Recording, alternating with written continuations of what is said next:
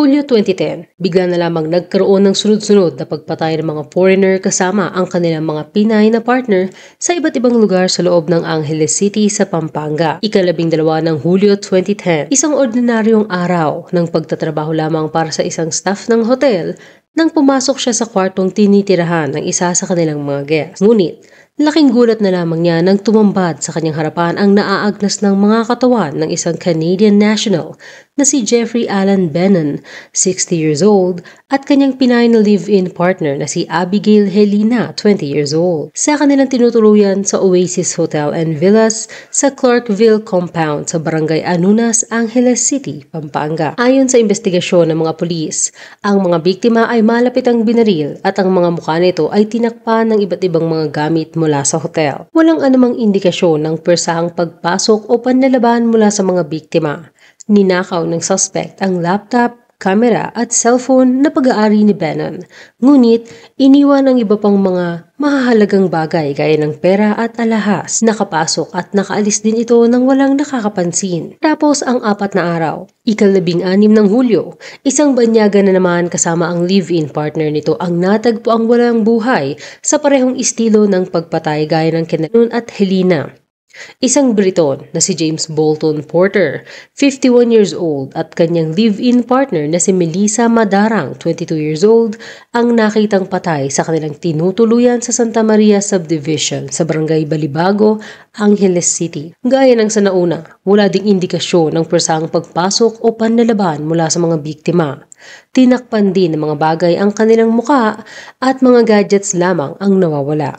Dagdag pa dito, iisa lamang din ang armas na ginamit base sa mga naiwang basyo ng bala mula sa 9mm pistol. Bagamat napagtugma ng mga otoridad ang pagkakapareho ng dalawang krimen bilang kagagawa ng parehong individual o mga individual dahil na rin sa kakulangan ng mga ebidensya at saksi na makapagtutukoy sa pagkakakilanlan nito. Ika-22 ng Hulyo, natagpuan naman ng isang security guard na patay sa kanilang bahay sa Hensonville Court Subdivision sa Barangay Malabanya, Angeles City, ang retired U.S. Air Force Master Sergeant Albert Mitchell, 70 years old, at kanyang asawang si Janet Androneda Mitchell, 53 years old.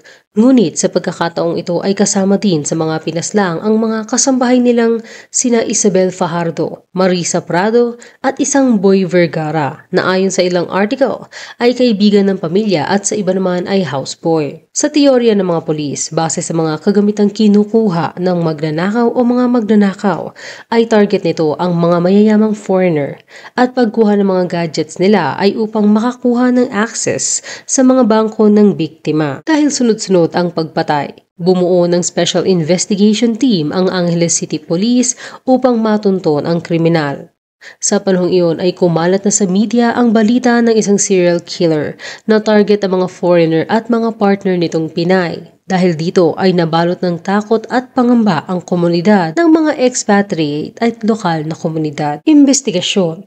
Tila nasobrahan ang lakas ng loob ng suspect sa ikatlo niyang pagsalakay noong ika-22 ng Hulyo. Sa pangangalap ng mga pulis ng mga ebidensya at saksi ay lumantad si Angelito Prado, isang security guard na naka-duty sa Hansonville noong araw na maganap ang krimen. Ayon sa kanyang salaysay, mayroong isang lalaki ang pumasok sa Hansonville nang walang daladala, ngunit paglabas nito ay katakatakang mayroon na itong dalang sako na maraming laman. Nagduda siya at kinutuban kaya sinabihan niya ang lalaki na maghintay muna sa guardhouse at ibinilin sa ka-duty niyang security guard na huwag paalisin ang lalaki. Tinungo niya ang bahay ng mga Mitchell na may 50 meters lamang ang layo sa guardhouse.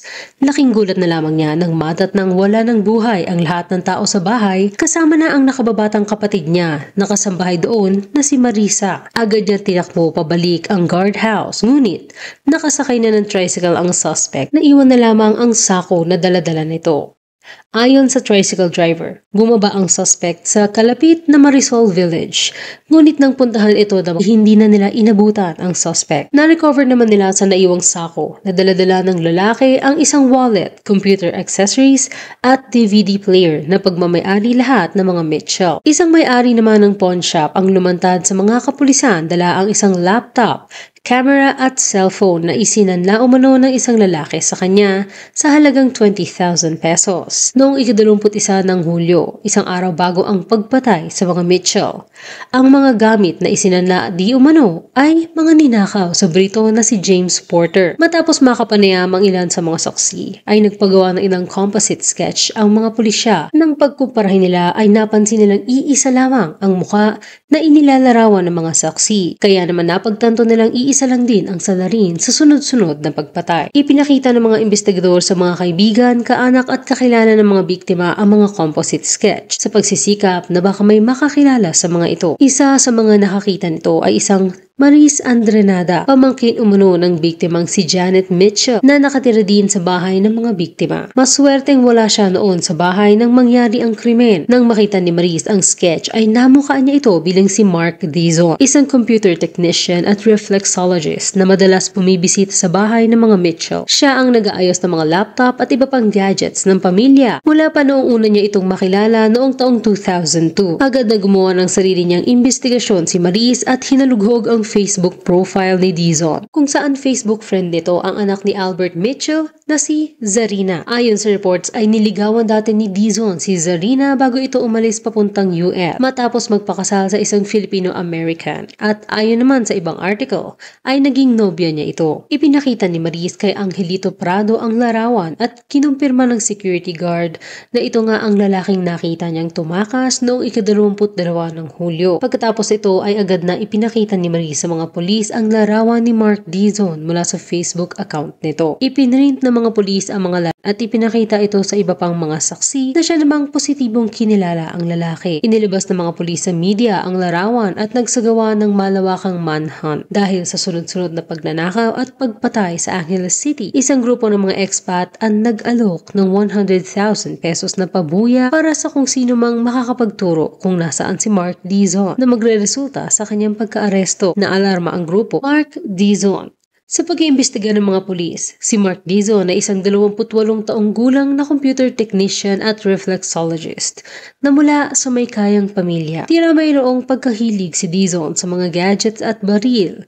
Sa pag-iimbestiga ng mga pulis ay nakita nilang ilan sa mga larawan niya sa Facebook ay mayroon siyang hawak-hawak na iba't ibang kalibre ng baril gaya ng M16, 38 caliber revolver, isang pocket pistol at isang 9mm na pistol na may silencer na ayon sa ballistic findings ay kapareha ng ginamit sa mga krimen. Lumabas din sa investigasyon ng mga pulis na dati nang may warrant of arrest si Mark Dizon, kasama ang isang Edgar Bognot noong ika-13 ng Enero 2005 para sa kaso ng pagnanakaw at carnapping. Naisilbi na ng Angeles City Police ang warrant, ngunit tanging si Bognot lamang ang naaresto noong ika-9 ng Hunyo 2005, habang si Dizon ay matagumpay na nakapagtago. Kalaunan ay nadismiss ang kaso dahil sa hindi pagsipot ng complainant sa mga hearing at ang kay Dizon naman ay na-archive. Sa patuloy na pag-imbestiga ay mayroon ding mga foreigner na nagbigay ng impormasyon sa mga pulis, ngunit tumangging pangalanan dahil sa takot na sila ay balikan o paghigantihan. Ayon sa isang foreigner, si Dizon umano ay kilala na magnanakaw ng mga laptop at pinaniniwala ang nangungopya ng personal information ng mga may-ari nito, partikular na sa pinansyal na aspeto. Ayon naman sa isang foreigner, mas komplikado pa ang kaso ni Dizon kaysa sa ipinapakita sa report. Inilarawan niya si Dizon bilang gwapo.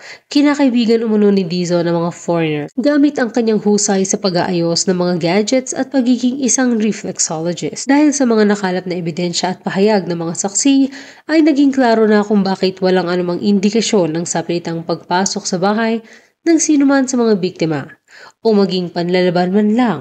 Ang taktika ni Dizon, kinakaibigan ng mga foreigner gamit ang kanyang talento sa pag-aayos ng mga gadgets at pagiging reflexologist. At kapag nakuha na niya ang buong tiwala ng mga ito, ay susunggaban niya ang mga pagkakataon na malaya siyang nakakapasok sa pamamahay ng mga ito at saka siya aatake.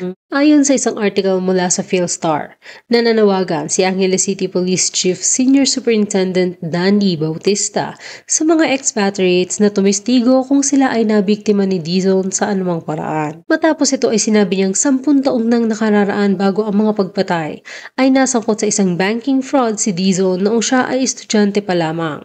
Nakapansin daw ng anomalya ang mga opisyal ng bangko, itinransfer di umano ni Dizon ang mga account ng ibang kliyente papunta sa kanyang personal na account. Pagkahuli, Kasunod ng paglabas ng larawan ni Dizon sa publiko ay nakipagtulungan ang mga otoridad kay Reynaldo Malig ng Tropang Crime Watch na siya ang naging instrumento upang kumbinsihin ang ama ni Mark na si June Trovadio Dizon upang makipagtulungan sa mga otoridad. Natakot din ang ama ni Mark na baka mapatay ng mga otoridad ang kanyang anak kung sakaling manlaban ito at magkaroon ng barilan. Sinabi din ng ama ni Mark na nabanggit ng kanyang anak na pinaplano daw niyang sumali sa group ng New People's Army o NPA, maaaring upang makatakas sa nagawang kasalanan. Dahil dito ay bumuo ng plano ang mga kapulisan, isang undercover agent ang magpapanggap na miyembro ng NPA at nangakong isasali si Dizon sa kanilang grupo. Ika-27 ng Hulyo 2010, isinagawa na ng isang police team mula Angeles City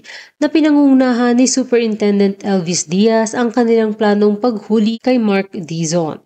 Sa pakikipagtulungan na rin ng kanyang mga magulang, kinagat ni Mark ang bitag at nakipagkita sa nagpapanggap na undercover agent sa public square o San Fernando, La Union. Habang kinakausap ng agent ay naglapitan ang mga nakapalibot na kapulisan. Sinubukan pa ni Dizon na pumunot ng baril ngunit mabilis siyang nahuli ng mga pulis bago pa magkaroon ng gulo sa lugar. Nakuha naman kay Dizon ng isang caliber .38 revolver na may 8 bala, isang laptop at isang cellphone. Ipinarada ng Nooy Angeles City Mayor Edgardo Pamintuan sa harap na maraming press ang nakaposas na si Mark Dizon at sinabing sinampahan na siya ng mga kasong pagpatay. Iginawad naman ang pabuyang 100,000 pesos sa grupo na Tropang Crime Watch ni Mr. Reynaldo Malig para sa naging partisipasyon nila sa pagkakahuli kay Mark Dizon. Magagamit nila ang perang ito upang mas mapagbuti pa ang kanilang kakayahan kontra krimen, gaya ng pagbili ng radyo at iba pang kagamitan pang komunikasyon. Sa La Union ay sinampahan si Mark Dizon ng illegal possession of firearms dahil sa armas na nakumpiska sa kanya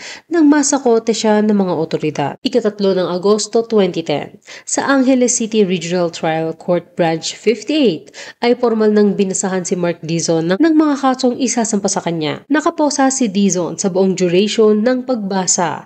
Nakasuot ng dilaw na t-shirt na nakalagay sa likuran ang logo ng Angeles City District Jail kung saan siya nakadetena. Ripped jeans, original na Crocs sandals, at isang mamahaling relo, bagamat wala roon ni anino ng isa niyang kamag-anak. Inisyal na sinampahan si Mark Dizon ng 5 bilang ng kasong pagpatay na may kasamang pagnanakaw sa Angeles City Regional Trial Court kung saan nag-plead siya ng not guilty sa bawat isa. Ito ay para lamang sa kaso ng mga Mitchell. Ayon kay Police Chief Bautista, iniipon pa nila ang mga ebidensya upang mapatunayan ang pagkakasala ni Dizon sa naunang mga biktima na sina Benon at Helena noong ika-12 ng Hulyo, pati na rin nila Porter at Madara noong ika-16 ng Hulyo. Ilan sa mga ebidensya na ipinresenta ng mga kapulisan ay ang mga gamit na isinuko ng may-ari ng pawn shop, kasama na ang CCTV footage kung saan di umano ay kita si Dizon mismo na nagdala ng mga gadgets na isinanda niya doon. Kasama na din ang 10 saksi sa inisyal na sinasabi ng prosecution na 16 ngunit wala pang murder weapon. Mula sa article ng Philstar noong Oktubre 2010, sinabi ni Mark Dizon habang nakaposa siya ay isa lamang siyang fall guy. Dagdag niya pa, walang ebidensyang mag-uugnay sa kanya sa krimen na naganap sa mga subdivision na kinukuha ang pangalan ng mga guest na pumapasok at wala ang pangalan niya sa anumang logbook, maging ang naunang sinabi na CCTV footage na naglalaman ng kanyang presensya sa Clarkville compound ay hindi nag-e-exist. Ang huling article na makikita ukol sa kaso ay noong Setyembre 2018. Ito ay ukol sa pamilya ng Brito na si James Bolton na sunod-sunod ang dinanas na kabiguan. Ayon sa kwento ng kanyang anak na si Jessica, nang mamatay ang kanyang ama ay kinailangang bunuin ng kanyang pamilya ang halagang 10,000 pounds na expatriation cost upang maibalik ang kanyang ama sa kanilang bansa, at nadismaya siyang malaman na wala man lamang ginawa ang coroner ng Pilipinas upang embalsamuhin ang kanyang ama. Ika-3 ng Setyembre 2018, formal nang nag-inquest tungkol sa kamatayan ni Mr. Bolton ang kanyang pamilya. Gaya ng sinumang namatayan, Nais nilang malaman kung paano at sino ang pumatay sa kanilang ama at malaman ang mga kasagutan sa napakarami nilang tanong. Ngunit sa mahigit 8 taon nilang pakikipag-usap sa Foreign Office at British Consul sa Pilipinas ay walang iba o bagong sagot bukod sa lack of evidence. At kada tawag niya ay ibang tao na ang kanyang makakausap, ibang tao na ang humahawak sa kaso at walang anumang sagot. Nakadagdag pa sa sama ng kanilang loob ay wala man lang silang nakuhang pag-aari ng kanilang ama. Maging ang mga bank account nito ay nawawala din. Noong Hulyo 2018, ang pinakabago lamang ay 9 na ang kaso ng pagpatay na naisampa kay Mark Dizon. Hanggang dito na lang. Kayo, anong masasabi niyo sa kasaysayan ni Mark Dizon? I-comment lamang ang inyong opinion sa ibaba. Salamat sa panonood. Huwag kalimutang mag-subscribe sa aming channel at i-click na rin ang notification bell. Hanggang sa muli.